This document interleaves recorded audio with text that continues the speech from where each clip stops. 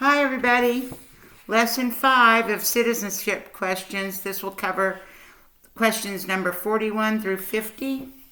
We'd like to thank the Rogers County Literacy Council, the Oklahoma Department of Libraries, and the Institute of Museum and Library Services for funding our efforts today. Thank you very much. And I don't think I've mentioned it before in any of our classes, but these classes are being done in the year 2020, which is the year that we've had a terrible outbreak of the COVID virus. Of course, all of you know that right now because we're going through it. But if somebody watches this at a later time, they'll know that that's why I'm wearing a mask. And what I've noticed is when I wear this mask, I look younger. So I think it's pretty good. Also, you probably noticed that this is my sidekick and helper in these classes. And I found out that I can be a great ventriloquist whenever I wear my mask. See, you won't notice, hello everybody, hello, how are you? See, you couldn't see my lips move. So it's a pretty good deal that I can use my mask in this way. Today we start with some of the questions regarding the parties and the duties of the governments of the state and of the federal government. I wanted to remind you that the federal government is the government of the whole USA, all the states. And then, of course, our state government is the government just of Oklahoma. And I'm going to adjust my computer a little bit here because you were getting to see my ceiling. Oh, yeah, that's better.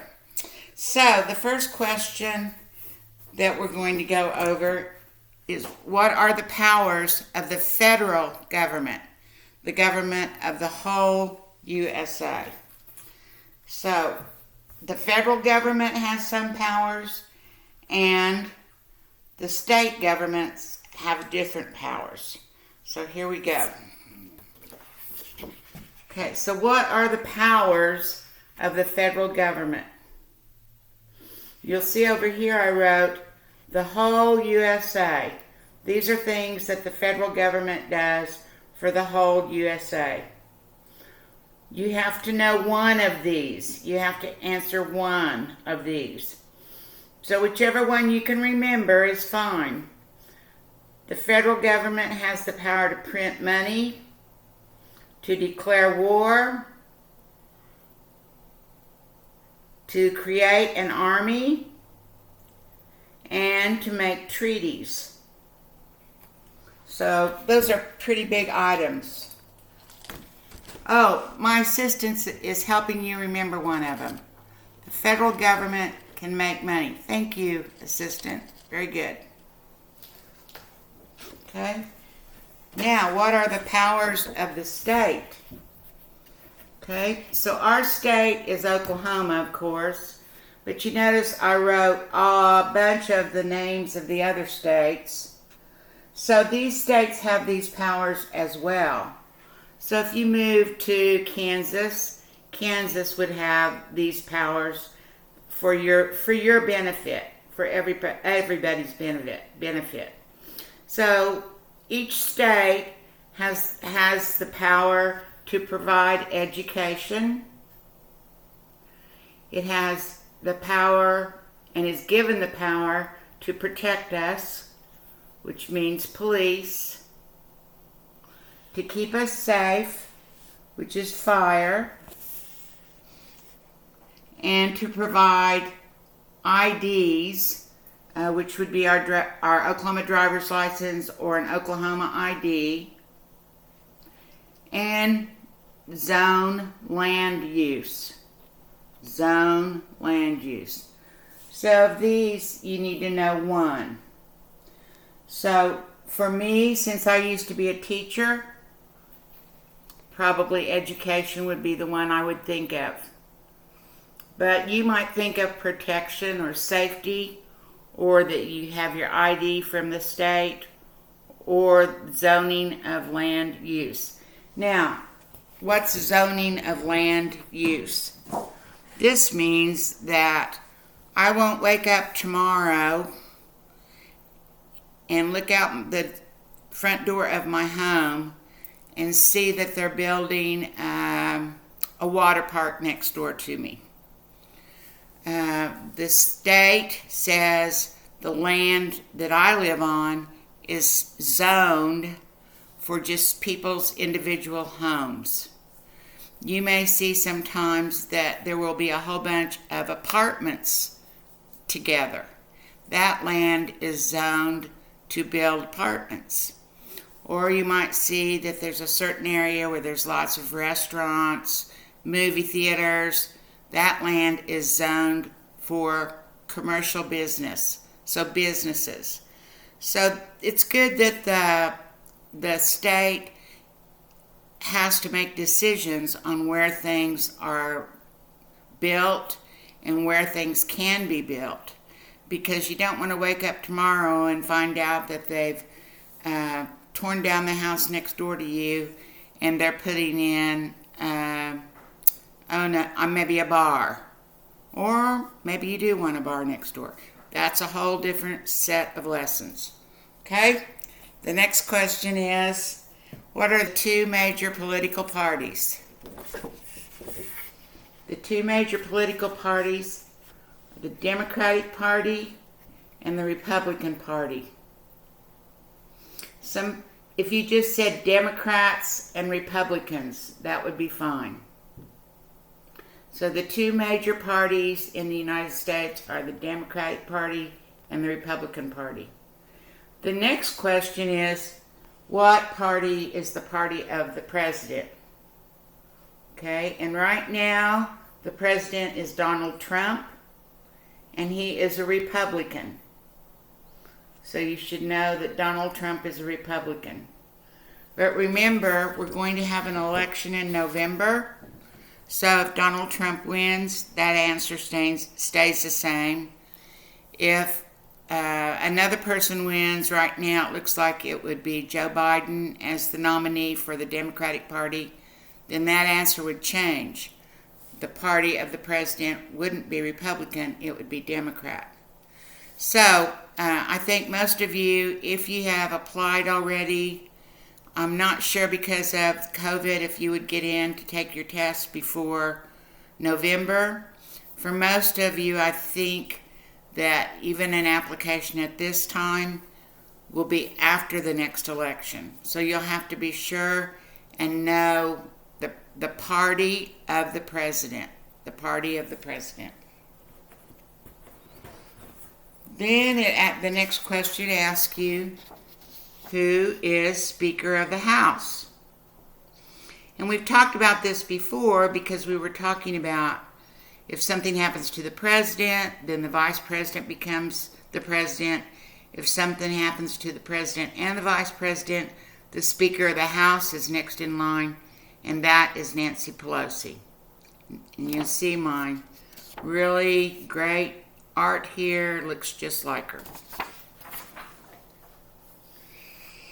Okay, the next question is about amendments to the Constitution. Remember back when we talked about the Constitution, the supreme law, we said after it was written, then the founding fathers went back and made some additions or changes. And we have 27 amendments to our Constitution. Some of them were very close to the time that the Constitution was written, and some of them have been through the years. So the question asks, there are 4 amendments that have to do with voting rights. Describe one of them. Describe one of them. That's a little different. Can't just remember one word or one name. So 4 amendments to the Constitution that have to do with voting. Describe one of them.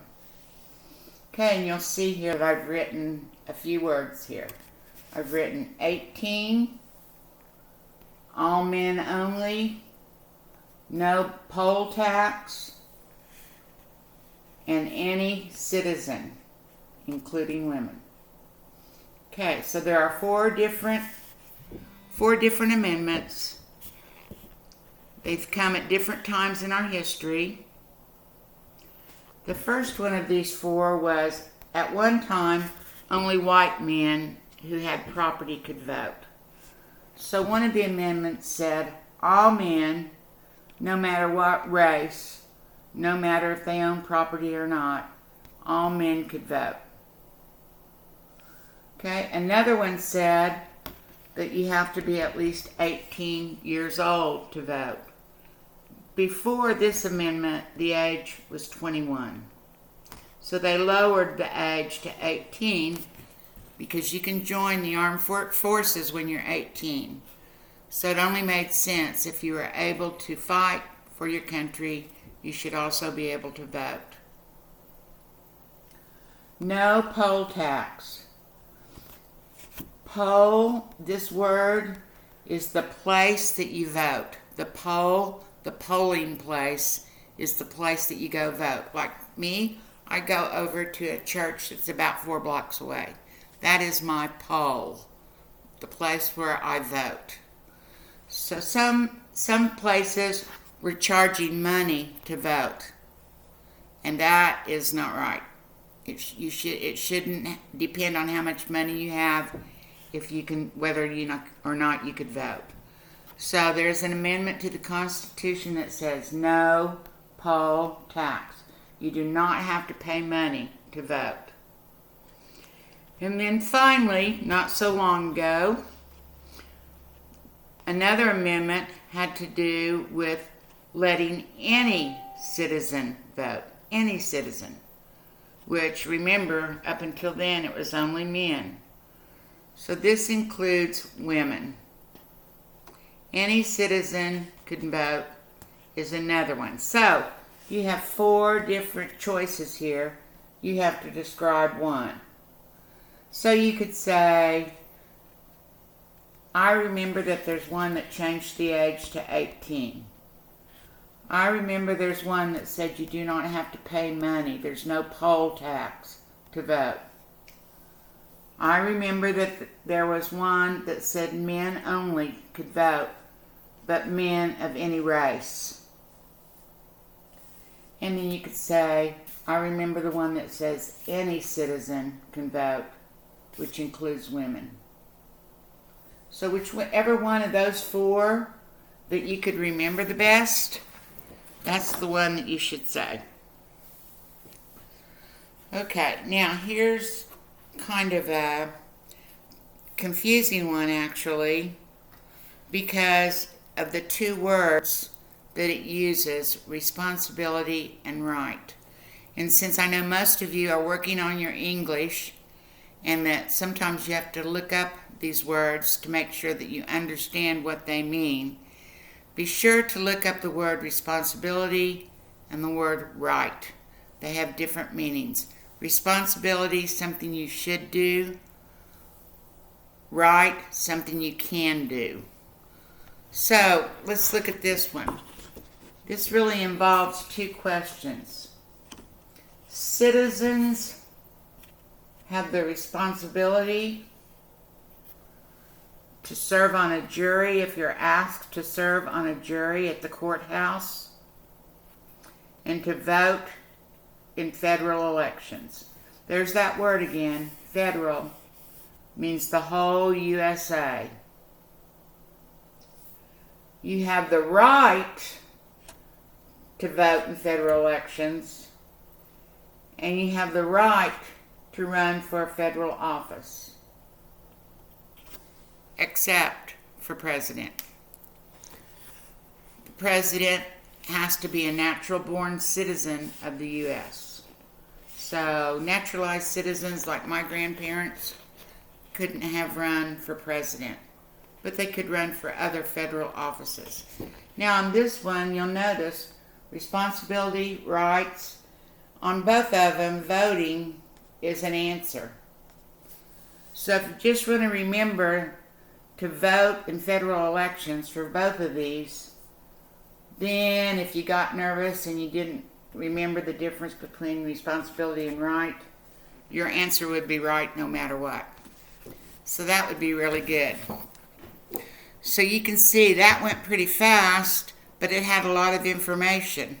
I need to look at my list here and just make sure that I haven't missed anything for you. And I think we've got them all. So I want to tell you thank you again, and thanks to the Rogers County Literacy Council, the Oklahoma Department of Libraries, and also to the Institute of Museum and Library Services. And we're half done. We've done 50 of the questions now. We only have 50 left. So you all be safe in these trying days, and thank you so much for listening to me. I'd like to say goodbye too. Goodbye, everybody.